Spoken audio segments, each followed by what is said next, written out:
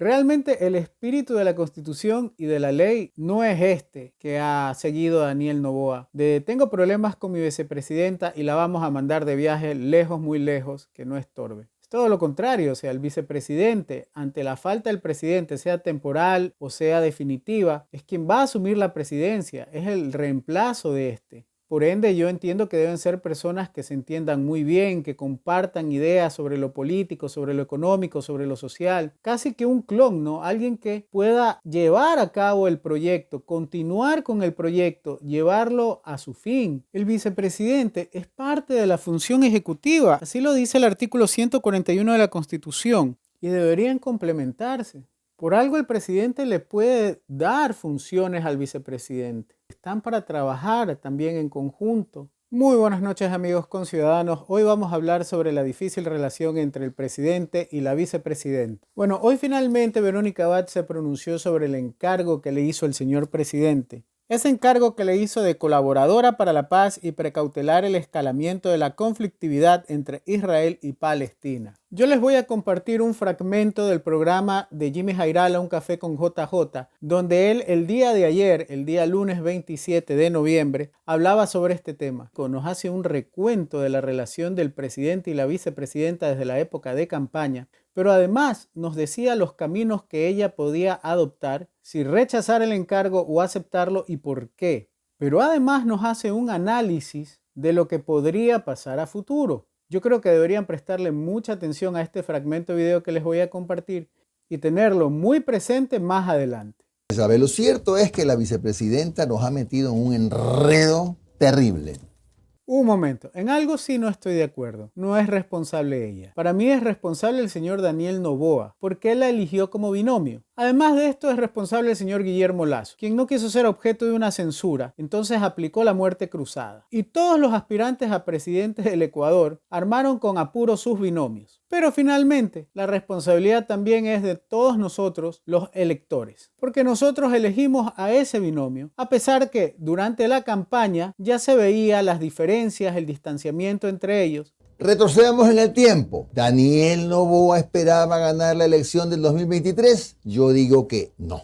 Que su proyecto inicial y un proyecto coherente era prepararse para el 2025 haciendo una especie de conscripción electoral. Quizá por eso no se preocupó mucho por su compañera de fórmula que con ideas libertarias acababa de ocupar el 7º lugar entre 9 aspirantes a la alcaldía de Cuenca. 15,000 votos. Desde el arranque de la campaña fue polémica Verónica Abad, siendo ella misma, y Daniel Noboa tuvo que separarla de su agenda. Cada cual labró su propio camino. No acompañó nunca al candidato. No estuvo en el festejo de Olón. Viajó a reunirse con el líder de Vox a España. Estuvo con Bukele en el concurso Miss Universo de El Salvador. Harta foto también. No compartió el almuerzo oficial de posesión en Carondelet, sino que optó por comer hornado en un mercado de Quito con gran cobertura mediática. Y tampoco posó para la foto ayer en el Salón Amarillo. Noboa entonces se echa mano de lo que dice la Constitución. Las dos únicas funciones de la vicepresidenta son reemplazar al presidente en caso de ausencia o por encargo y cumplir las funciones por él asignadas.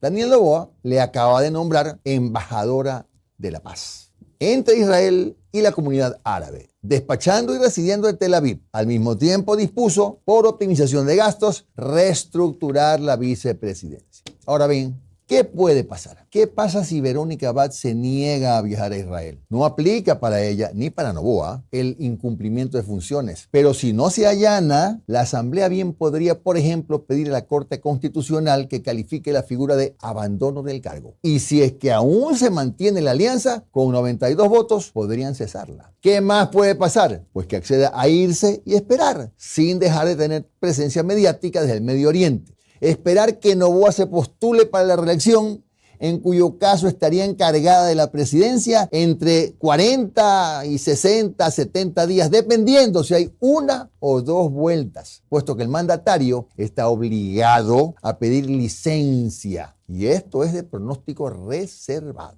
Por más felicitaciones de la canciller, de la Embajada de Estados Unidos, de voceros del gobierno de Israel a la señora Abad, su distanciamiento con Noboa va a ser una piedra en muchos zapatos. Con los sagaces asesores que tiene, la vicepresidenta puede ser un hueso duro de roer. El menor costo político para el país es una reconciliación. El mayor será la decisión política del presidente si no cumple su delegación. Los episodios de la traición, real o supuesta, dicen que son más de los que se conocen. Ese no es el tema. Lo único que no admite discusión es que lo que mal empieza, mal acaba. Bueno, finalmente, el día de hoy, martes 28 de noviembre, la señora Abad le dio su respuesta al señor presidente y aceptó el encargo efectivamente. Pero además les dijo algunas cositas. La vicepresidenta de la República, Verónica Abad, confirmó que aceptará su encargo de embajadora de paz en Israel. Y además habló de campañas sucias en su contra e invitó a dialogar al presidente Daniel Noboa. Fabiola Santana con la intervención.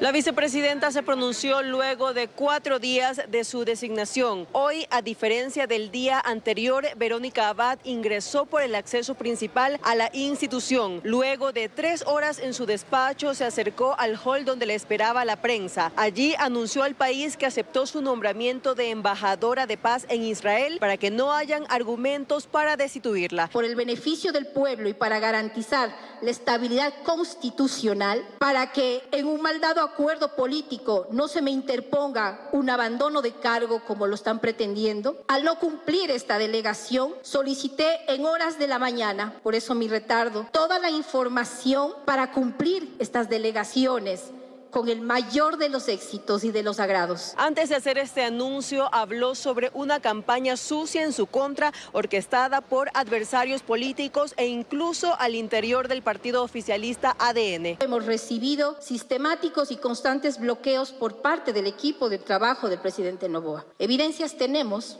de quienes han originado esta brecha donde solamente pierde el país. Qué lástima. Ahora, muy curiosamente, inicia una nueva campaña de desprestigio hacia la vicepresidenta.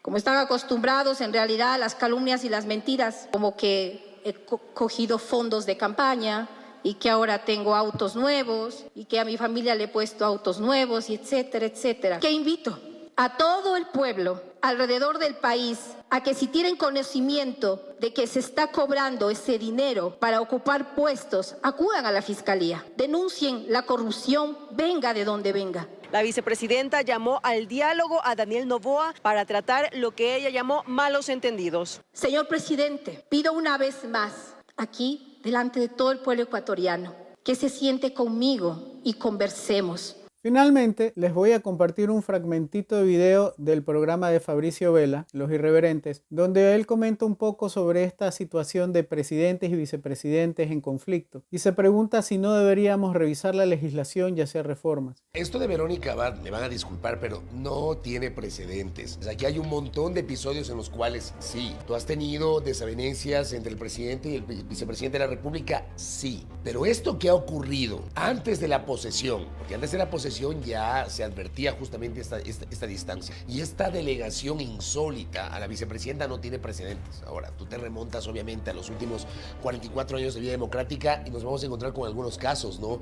El de Blasco Peña Herrera con Febres Cordero, el de Sixto Durán Ballén con Alberto Dajic, el de Lucio Gutiérrez con Alfredo Palacio, el de Maguad con Gustavo Noboa, el de Lenín Moreno con Jorge Glass. Me parece que son de alguna manera los episodios que con mayor fuerza configuran justamente estas diferencias entre el segundo mandatario con el primero. Y por eso yo también creo que en algún momento este país debería debatir en realidad la figura de la vicepresidencia de la República. Ejemplo, antes, cuando el presidente salía del país, obligatoriamente le encargaba el poder al vicepresidente. Resulta que desde que hay firma electrónica ya no se precisa encargar el poder, porque el presidente se puede ir a Azerbaiyán, a Kazajstán, a Islandia, a Noruega, qué sé yo, y de ahí te firma, te suscribe un decreto con firma electrónica. No necesita la subrogación del vicepresidente o vicepresidenta de la República. La existencia del vicepresidente o vicepresidenta o las funciones que debería tener. Y tal vez mirar experiencias en otros países, ¿no? Hay países en los cuales el vicepresidente o vicepresidenta dirige el poder legislativo, o por ejemplo en el caso del Perú, me contaba esta mañana el embajador Fernando Yepes que en su momento Pedro Pablo Kuczynski mandó a su vicepresidente Martín Vizcarra de embajador a Canadá. Vizcarra regresó cuando Kuczynski se cayó para asumir el poder. Digo,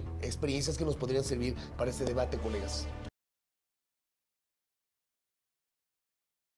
Puede que jamás estemos de acuerdo en temas como acordar con quienes han llevado al país a la oscuridad en donde nos encontramos actualmente. Que no esté de acuerdo con quienes buscan la impunidad y la injusticia y que nunca me sentaría a negociar con ellos. Se habla de respeto institucional al sistema orgánico y tenemos una ministra de la Mujer burlándose en redes de la vicepresidente.